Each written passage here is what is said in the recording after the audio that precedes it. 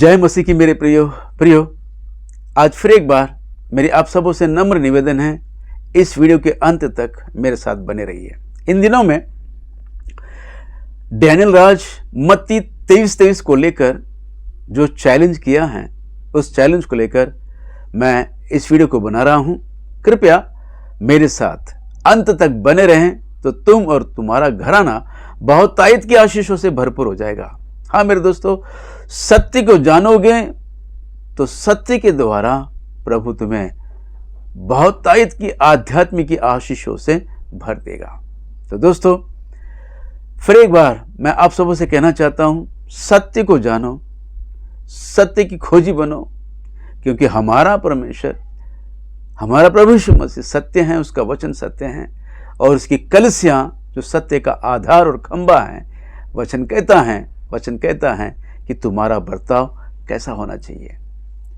बर्ताव कैसा होना चाहिए?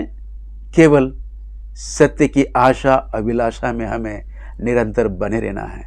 तो आइए दोस्तों, मत्ती 23:23 के विषय में डैनियल राज क्या कह रहे हैं, क्या सिखा रहे हैं, मैं आपको बताना चाहता हूं और उनके चैलेंज को लेकर इस वीडियो को बना रहा हूं। कृपया ध्यान से सुनिए।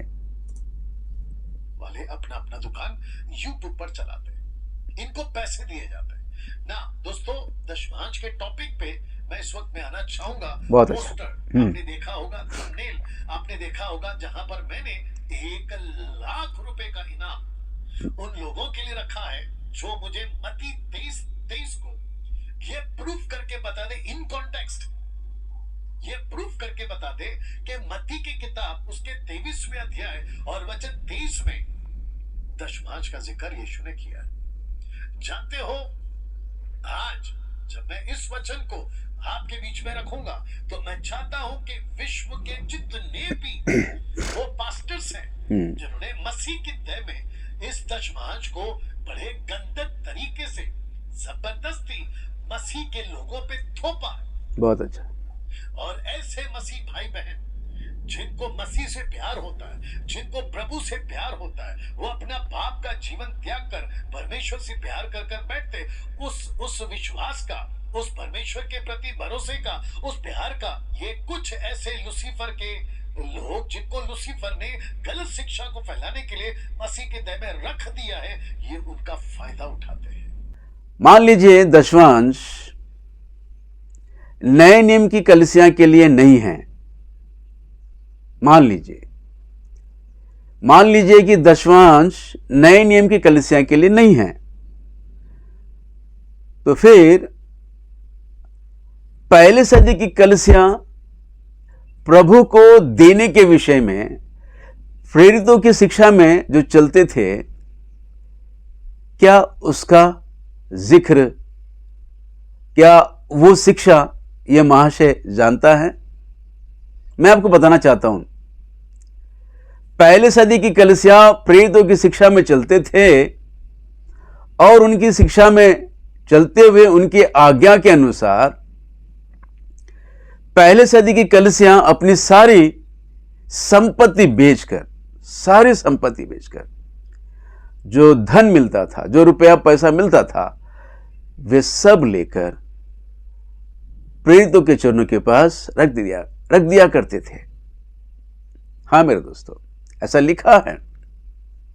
सारी धन संपत्ति बेचकर, घर आंगन बेचकर, हर एक वस्तु बेचकर, जो भी धन रुपया मिलता था वो सब ले आकर प्रेरितों के कदमों में रख दिया करते थे। हाँ मेरे दोस्तों, मैं आपसे कहना चाहता हूं, दशमांश नए नियम के कलीसिया के लिए आज्ञा नहीं है, तो प्रभु के देने के विषय में जो पहले सदी की कलीसिया प्रेरितों की शिक्षा में चलकर अपनी सारी संपत्ति बेचकर जो धन चर्च में जमा करते थे, तो आइए आज हम वही करेंगे। ऐसी शिक्षा क्यों नहीं देते हो? दशमांश पर ही क्यों ज्यादा जोर दे देकर तुम लोगों को भरमा रहे हो? लोगों को क्यों भरमा रहे हो? ठीक है, मान लिया कि दशमांश नए नियम की कलीसिया के लिए नहीं है आज्ञा, फिर नए नियम की कलीसिया के लिए जो आज्ञा पहले सदी की प्रेरितों ने सिखाया है और प्रेरितों की शिक्षा में रहकर कलीसिया ऐसे करती आई है कि सारी संपत्ति बेचकर सारा धन चर्च में जमा करते थे। इस विषय को लेकर ज्यादा जोर क्यों नहीं देते तुम? इस शिक्षा को लेकर ज्यादा जोर क्यों नहीं देते तुम? मेरा प्रश्न है डैनियल राज, मैं आपसे प्रश्न कर रहा हूं कि इस विषय को लेकर कि पहले सदी की कलीसिया सारी संपत्ति बेचकर धन ले आकर चर्च में जमा करते थे, प्रेरितों के कदमों में रख दिया करते थे, इस पे क्यों नहीं ज्यादा जोर दे रहे हैं? दोस्तों मैं आपको बता दूं, अगर ऐसा एक नियम अगर निकलेगा तो सबसे पहले इसे अपनी संपत्ति बेचकर कलीसिया में जमा करना पड़ेगा। इसलिए इस विषय को ज्यादा जोर नहीं दे रहा है, क्योंकि पहले इसे करना पड़ेगा। और यह बताता है कि मेरे पास लाखों की संपत्ति है और इसकी अपनी लाखों की संपत्ति बेचकर कलीसिया में जमा करना पड़ेगा, इसलिए इस आज्ञा पर ज्यादा जोर नहीं देता है। मैं आपको बता दूं दोस्तों, दशमांश की आज्ञा हो या संपत्ति बेचकर धन जमा करने की आज्ञा हो या फिर मर्जी के अनुसार, इच्छा के अनुसार दान देने की आज्ञा हो, प्रभु इस तरह के 3 ऑप्शन हमारे सामने रखे हैं। जो जैसा बोएगा वैसा काटेगा। हाँ मेरे दोस्तों, तुम दान के रूप में 10-5 देना चाहते हो तो उसका फल तुमको मिलेगा। दशमांश देकर प्रभु की आज्ञा के अनुसार चलना चाहते हो तो उसका भी फल तुम्हें मिलेगा। और संपत्ति बेचकर कलीसिया में धन जमा करोगे तो उसका भी प्रतिफल मिलेगा। सुनते हैं आगे, मैं सीधे पॉइंट पे ले चलता हूं। ये बहुत लंबा लेक्चर दिया है, इन सारी बातों को हमें सुनने या इसका विवरण देने की आवश्यकता नहीं है। मैं सीधे पॉइंट पे ले चलता हूं, जहां पर मत्ती 23:23 के विषय में इसने जो सिखाना चाहते हैं उस विषय को किस तरह सिखाया है, मैं आपको ले चलता हूं सीधे पॉइंट पर। और आपको पता है, जब सड़क कच्ची हो तो दूसरी बात जहां पे मैं बाइबल कॉलेज चलाता हूं वहां पर भी प्रबंध है। बहुत अच्छा, वहां शूट करना है, आइए वहां पर। ओके ना दोस्तों, मैं पढ़ने जा रहा हूं मत्ती की किताब, उसका 23वां अध्याय और वचन 23 लिखा है। बहुत ध्यान से सुनिएगा। सबसे पहला यीशु मसीह उन शास्त्री फरीसियों को, मूसा की गद्दी पे बैठे शास्त्री फरीसियों को, पैसे के लालची शास्त्री फरीसियों को, ऐसे सेवकों को जो उस वक्त में मूसा की गद्दी पर बैठकर मूसा की किताब को ट्विस्ट करके और लोगों को सिखाने पे लगे थे, उन लोगों को यीशु ने जो डांट लगाई, ऐसे शब्द इस्तेमाल किए हैं कि तुम मूर्ख हो, तुम श्रापित हो। बहुत अच्छा। खुद तो स्वर्ग नहीं जाओगे बल्कि दूसरों के लिए अड़ंगा बनोगे, रुकावट बनोगे। खुद तो नरक जाओगे, बाकी सबको लेके जाओगे। ये है कॉन्टेक्स्ट। अब बात करते हैं वचन 23 की। लिखा है कि हे कपटी शास्त्रियों और फरीसियों, लिखा है कि तुम पर हाय। इंग्लिश शब्द है वो अपॉन यू, तो जिसके चलते तुम पोदीने, सौंफ, जीरे का 10वां अंश देते हो। रिपीट कर देता हूं कि तुम पुदीने, सौंफ और जीरे का 10वां देते हो। वो पाकिस्तान का आदमी जो मत्ती 23:23 के ऊपर वीडियो बनाता है, जू पर लोगों को उल्लू बनाता है, मैं उसको भी पूछूंगा बिल्कुल साफ अक्षरों में। यहां पर लिखा है तुम इंग्लिश पढ़ लो, तुम ग्रीक पढ़ लो, तुम तुम्हारी उर्दू पढ़ लो, तुम मराठी पढ़ लो, तुम विश्व की जितनी भी भाषाओं में तर्जुमा हो चुका है वहां पढ़ लो, आपको यही इंटरप्रेट मिलेगा। तो लिखा है पुदीने, सौंफ, जीरे का 10वां। यहां पैसा कहां? यहां पैसा कहां है? तो मेरा प्रश्न यह है, जब 10वां अंश कलीसिया के लिए नहीं है, 10वां अंश कलीसिया के लिए आज्ञा नहीं है, अब इसको ये सिखाने की क्या आवश्यकता है कि वहां वे लोग पैसा दे रहे हैं या चीजें दे रहे हैं। तो इसका मतलब यह है, ये कहना चाहता है कि दशमांश अगर देना चाहते हो तो पैसा नहीं, चीजें लाकर दो, वस्तु लाकर दो। जैसे शास्त्र फरिश्तों ने पुदीने, सौंफ और जीरा में से दशमांश लेके आए ना, वैसे चीजें लाकर दो, पैसा नहीं। तो मेरा प्रश्न ये है, क्या कलीसिया के लिए दशमांश की आज्ञा है या नहीं? एक तो कहते हैं कि कलीसिया के लिए दशमांश की आज्ञा नहीं है, मान लिया नहीं है, और यह भी कहते हैं कि यहां पर मत्ती 23:23 में पैसा कहां है? अरे यहां पैसा हो या और चीजें हो, हमें क्या करना है? तो उसका मतलब यह है, ये सिखाना चाहते हैं दशमांश अगर कलीसिया में ले आना चाहते हो तो पैसा नहीं, चीजें लेके आओ। अब ये मुझे बताइए, क्या ये कहना क्या चाहता है कि कलीसिया के लिए दशमांश की आज्ञा है या नहीं? इसे खुद को समझ में नहीं आ रहा है कि ये क्या सिखा रहा है कलीसिया को, है ना? एक तो कहता है कि कलीसिया के लिए दशमांश की आज्ञा नहीं है, तो नहीं है, कोई बात नहीं। फिर शास्त्री फरीसियों ने जो चीजें लेकर आई है दशमांश के विषय में, दशमांश को लेकर, उसे हमें क्यों सिखा रहे हैं? बोलते हैं कि यहां पैसा नहीं है। तो तुम्हारा कहने का मतलब है तो कलीसिया में पैसा नहीं, चीजें लेके आना है दशमांश की आज्ञा को पूरा करने के लिए। तो यह भी कहना चाहते हो कि कलीसिया के लिए दशमांश की आज्ञा है, और यह भी कहते हो कि दशमांश की आज्ञा कलीसिया के लिए नहीं है। कहना क्या चाहते हैं ये? जरा सोचिए मेरे दोस्तों। ऐसे लोगों के लिए वचन क्या कहता है, जरा ध्यान दीजिए। ऐसे लोगों के लिए वचन क्या कहता है?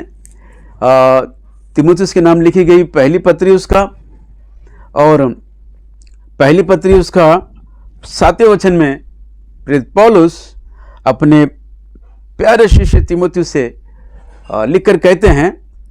आइए हम पढ़ते हैं उनके विषय में, ऐसे लोगों के विषय में वचन कहता है, और व्यवस्थापक तो होना चाहते हैं, पर जो बातें कहते हैं, जिनको दृढ़ता से बोलते हैं, उनको समझते भी नहीं है। बड़े दृढ़ता से डंके की चोट पे बोलते हैं, पर समझते नहीं हैं।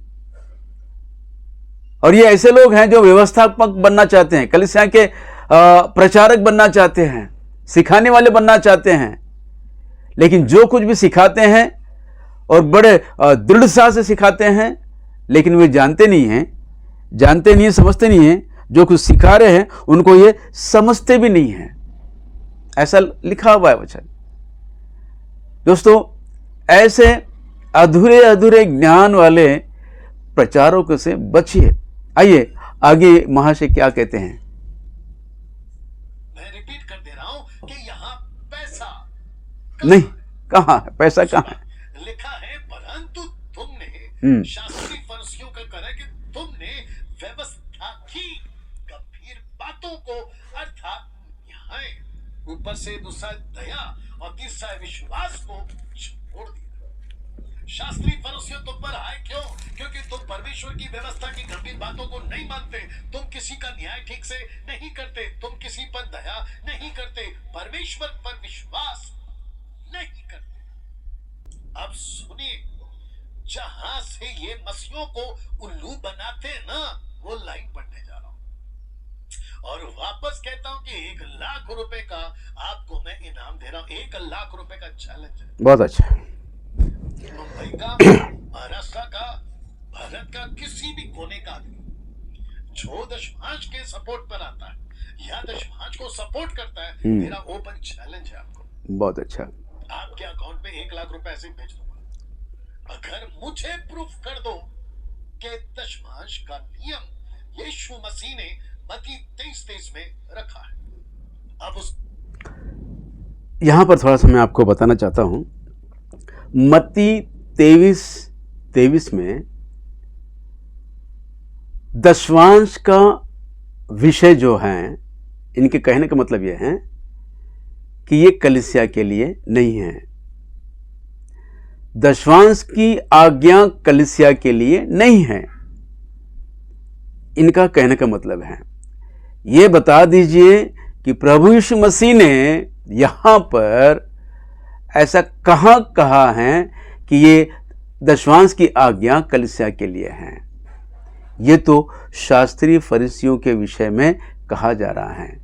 ये व्यवस्था के नियम में चलने वालों के लिए ये आज्ञा उनके लिए है और उनको प्रभु यीशु मसीह सिखा रहे हैं, बता रहे हैं। ये हमारे लिए नहीं है, ये नए नियम की कलीसिया के लिए नहीं है। मेरे प्रियो, मैं आपको बताना चाहता हूं, बाइबल का हर एक वचन और बाइबल में होने वाले हर एक भक्तों का अनुभव, उनका जीवन चरित्र, उनके भक्ति जीवन में उनका हर एक पल, उनका अनुभव हमारे लिए गवाही है, हमारे लिए उदाहरण है। लिखा है, गवाहों का ऐसा बड़ा बादल जो हम छाया हुआ है, तो आओ हम भी। हाँ दोस्तों, गवाहों का ऐसा बड़ा बादल, हर एक भक्त का जीवन चरित्र, हर एक भक्त से परमेश्वर ने जो बातें की है, चाहे वो शास्त्री हो, फरीसी हो, या मूसा हो, या अब्राहम हो, इसहाक हो, या याकूब हो, जो भी क्यों ना हो, परमेश्वर ने जिन लोगों से बातें की हैं, उन बातें, जहां पर वो भक्तों से बातें करते हैं, उस घटना के द्वारा हमें कुछ सिखाना चाहते हैं, वहां की बातचीतों से कुछ हमको सिखाना चाहते हैं। दोस्तों, बीज बोने वाला एक व्यक्ति का उदाहरण दिया प्रभु यीशु मसीह ने। किस लिए? यहूदियों के लिए दिया है कि कलीसिया के लिए है। अपने चेलों को समझाते हुए कलीसिया को सिखाना चाहते हैं। जो भी उदाहरण दे रहे हैं, जो भी भक्त से प्रभु बातें कर रहे हैं, या प्रेम से बातें कर रहे हैं, या फटकार लगा रहे हैं, डांट लगा रहे हैं, ये सारी बातें जो कुछ है हमारे सीखने के लिए हैं। ये कैसे हो सकता है कि मत्ती 23:23 केवल शास्त्री और फरीसियों के लिए है? अगर ऐसी बात है तो प्रभु यीशु मसीह ने जो मूसा से बातें की है तो वो मूसा के लिए है, अब्राहम से जो बातें की है वो अब्राहम के लिए है, इसहाक से जो बातें की हैं वो इसहाक के लिए है। सब उनके लिए हैं, तो फिर हमारे लिए क्या है? नए नियम की कलीसिया के लिए क्या है? सोचने वाली बात है। जरा सोचिए, बाइबल में जो भी दृश्य दिखता है, जहां भी जो वार्तालाप होता है, जहां भी जो घटना होती है, वो नए नियम के सीखने के लिए प्रभु यीशु मसीह ने इस पवित्र शास्त्र में, बाइबल पवित्र शास्त्र में लिखा गया है। यहां पर मत्ती 23:23 के द्वारा प्रभु हमको कुछ सिखाना चाहते हैं। डांट तो शास्त्री और फरीसियों को प्रभु दे रहे हैं, फटकार लगा रहे हैं, पर सीखने की आवश्यकता किसको है? कलीसिया को।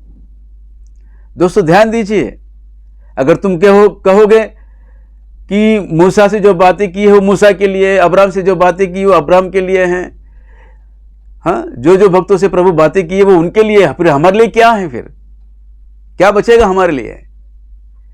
परमेश्वर का हर एक वचन हमारे लिए ही है। अच्छा, मैं आपको ये बता दूं, प्रभु यीशु मसीह जब इस दुनिया में थे तो निकोदिम यीशु मसीह के पास आया, और निकोदिम जो था यहूदियों का गुरु था, और प्रभु यीशु मसीह से प्रश्न पूछने के लिए आया कि जीवन को पाने के लिए क्या करें, उद्धार पाने के लिए क्या करें। तो प्रभु यीशु मसीह ने उनको जो शिक्षा वहां पर दी है कि तुमको नया जन्म लेना पड़ेगा, जो नया जन्म ना लेगा वो प्रभु के राज्य में नहीं जाएगा। प्रभु के राज्य में जाने के लिए हमें क्या करना होगा? तो प्रभु यीशु मसीह ने निकोदिम से कहा कि तुम्हें नया जन्म लेना पड़ेगा। अब ये बताइए, प्रभु यीशु मसीह ने जो निकोदिम को नया जन्म देने की जो आज्ञा दी है, क्या केवल निकोदिम के लिए है कि कलीसिया के लिए भी है? सोचने वाली बात है ना। निकोदिम से कह रहे हैं, पर वो बातें कलीसिया के लिए भी हैं। अगर हम कहें कि प्रभु यीशु मसीह ने केवल निकोदियम के प्रश्न का जवाब दिया है, वो हमारे लिए नहीं है, तो फिर हमारा उद्धार ही नहीं है, हमको उद्धार ही प्राप्त नहीं होगा ना। जरा सोचिए मेरे दोस्तों, प्रभु यीशु मसीह जिन जिन से उनके सवालों के जवाब दिए हैं, प्रभु यीशु मसीह जिन जिन को डांट कर उनको फटकार दिया है, उनको डांटा है, वो सब कुछ हमारे लिए उदाहरण है। हमको उन सारी बातों में से हमको सीखना है, कलीसिया को सीखना है। मत्ती 23:23 कलीसिया के लिए नहीं है, ऐसा कहना ये सरासर झूठ है। शास्त्री और फरीसियों से बातें करते हुए प्रभु यीशु मसीह हमको सिखाते हैं, हमको सिखा रहे हैं। वो क्या सिखा रहे हैं मैं आपको आगे बताऊंगा। कृपया आगे सुनते हैं ये महाशय क्या कर रहे हैं, क्या कहते हैं। लाइन को पढ़ने जा रहा हूं जो जहां से ये गड़बड़ करते हैं और एक झूठ को 200-300 सालों से लगातार ये मसीह के देह में थोपे जा रहे लिखा है, ध्यान से सुनिएगा, चाहिए था कि इन्हें भी करते रहते और उन्हें भी ना छोड़ते, तो किन्हें और इन्हें रिपीट कर देता हूं कि इन्हें और उन्हें। प्रश्न है किसकी बात हो रही है? तो सबसे पहला उन्हें, माफ करना, सबसे पहला इन्हें, और ये जो इन्हें शब्द है ना, ये क्या है? तो सेकंड पार्ट न्याय, दया और विश्वास। चाहिए था कि इन्हें, इसका मतलब है न्याय को करते रहते, दया को भी करते रहते, विश्वास को भी ना छोड़ते। फिर अगला लाइन कहता है और उन्हें, जो ऊपर पड़ा था ना, पुदीने, सौंफ, जीरा का ये जो दशमांश है, कहता है कि उन्हें भी ना छोड़ते। अब सुनो, ये मसीह समाज के जितने भी विश्वासी हैं विश्व भर में, जहां तक ये हिंदी भाषा समझी जा रही है, मैं उन सबको कह रहा हूं, आपको इस वचन को लेकर अगर उल्लू बनाया जा रहा है तो उन पास्टरों को पलटकर पूछिए कि पास्टर जी, इस वचन में पैसे का दशमांश कहां है? फिर वही बात पे आ गया, यहां पर पैसे का दशमांश नहीं है। मैं फिर बताना चाहता हूं, पैसे का दशमांश नहीं है तो चीजें लेके आओ, है ना। मतलब ये है कि तुम ये बताना चाहते हो कि नए नियम की कलीसिया के लिए दशमांश की आज्ञा है।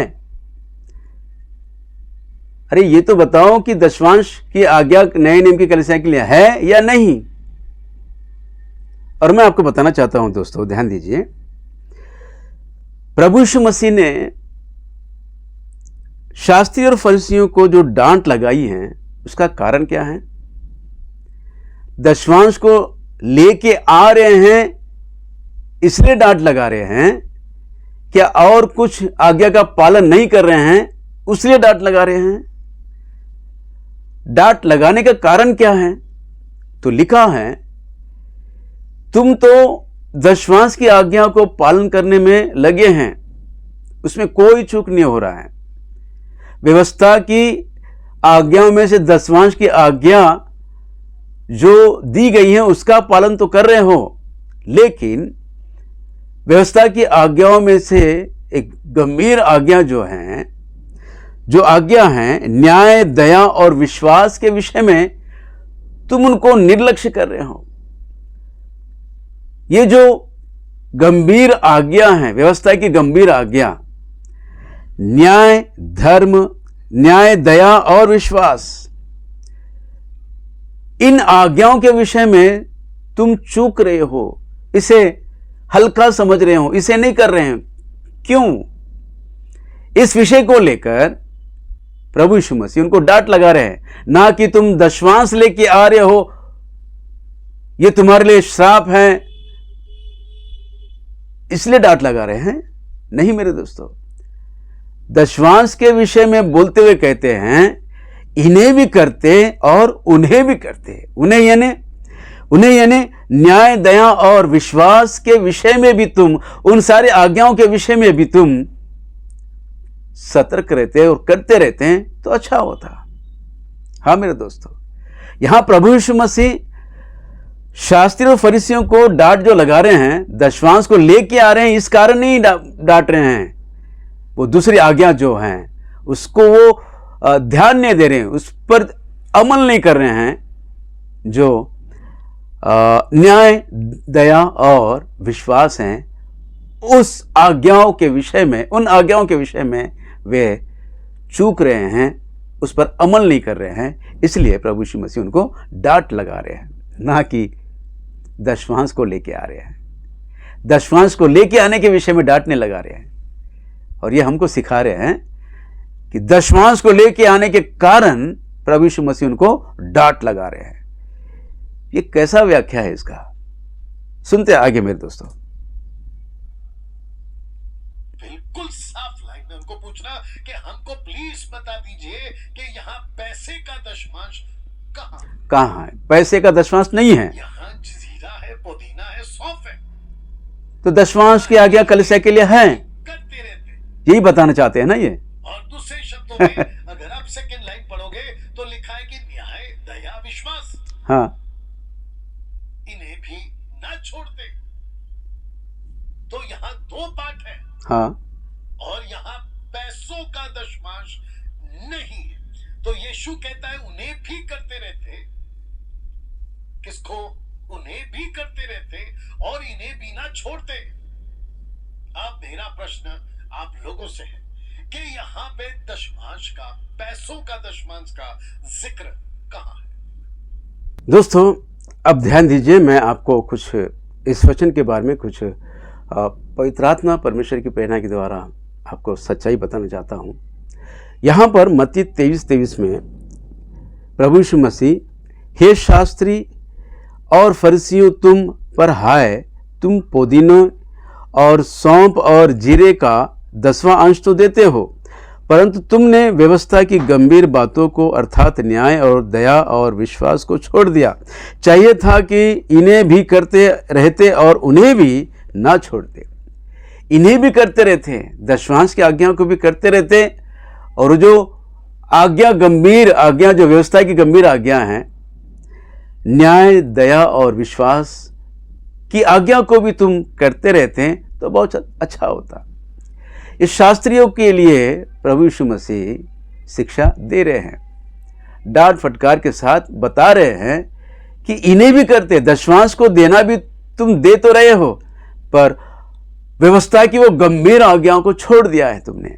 वो गंभीर आज्ञा क्या है? न्याय, दया और विश्वास। अब मेरा प्रश्न ये है, व्यवस्था की गंभीर आज्ञा कौन सी आज्ञा है? न्याय, दया और विश्वास व्यवस्था की आज्ञा है। अब मेरा यह प्रश्न है, यह व्यवस्था की आज्ञा क्या नए नियम की कलीसिया लेकर नहीं चल रही है?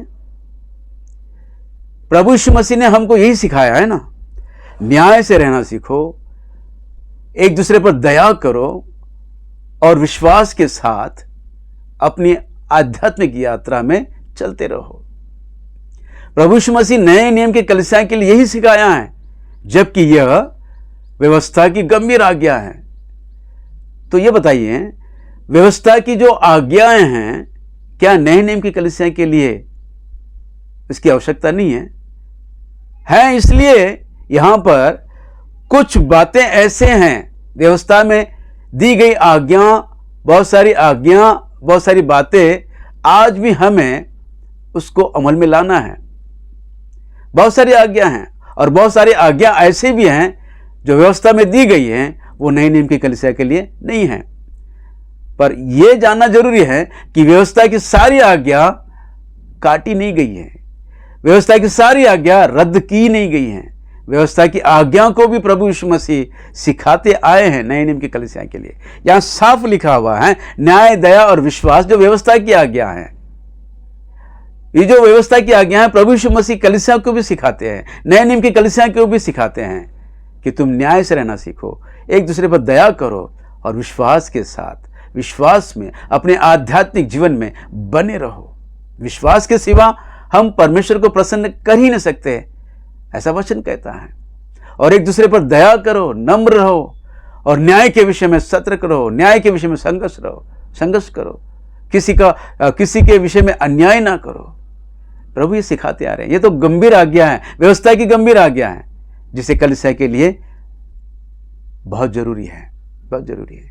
तो इसका मतलब यह है दोस्तों, दशवांश भी जो व्यवस्था की आज्ञा है वो कलीसिया के लिए बहुत जरूरी है। आज यहां पर हम देख रहे हैं शास्त्री और फरीसियों को प्रभु प्रश्न पूछ रहे हैं, प्रभु यीशु मसीह प्रश्न पूछ रहे हैं कि तुम इन्हें भी करते और उन्हें भी ना छोड़ते, दशवांश को भी देते रहते, अच्छी बात है, लेकिन तुम्हें व्यवस्था की गंभीर आज्ञा जो न्याय, दया और विश्वास है उसे उन्हें भी करते तो बहुत अच्छा होता था। ये प्रश्न प्रभु यीशु मसीह ने शास्त्री और फरीसियों से पूछे। और एक दिन ऐसा आएगा मेरे दोस्तों, कलीसिया जब न्याय के दिन यीशु मसीह के सामने खड़े रहेंगे तो कलीसिया से प्रभु पूछेंगे और हम कहेंगे, दोस्तों ध्यान दीजिए, एक दिन न्याय आसन के सामने हम सबों को खड़ा होना होगा। न्याय के दिन हम प्रभु से कहेंगे कि हे प्रभु, तेरी आज्ञाओं में हम चलते आए हैं, न्याय, दया और विश्वास में हम बने रहे हैं, वो गंभीर आज्ञाओं को लेकर हम चलते आए हैं, तुझ पर विश्वास करते आए हैं, लोगों पर दया करते आए हैं और न्याय के विषय में हम संघर्ष करते आए हैं, हमें इनाम दीजिए। तो दोस्तों प्रभु यीशु मसीह कहेंगे तब, अच्छी बात है कि तुमने न्याय, दया और विश्वास में बने रहे हैं, इस आज्ञा में तुम चलते आए हैं, इस आज्ञा का पालन किए हैं, पर उसका क्या किया जो तुम लोगों को दिया गया था कि मेरे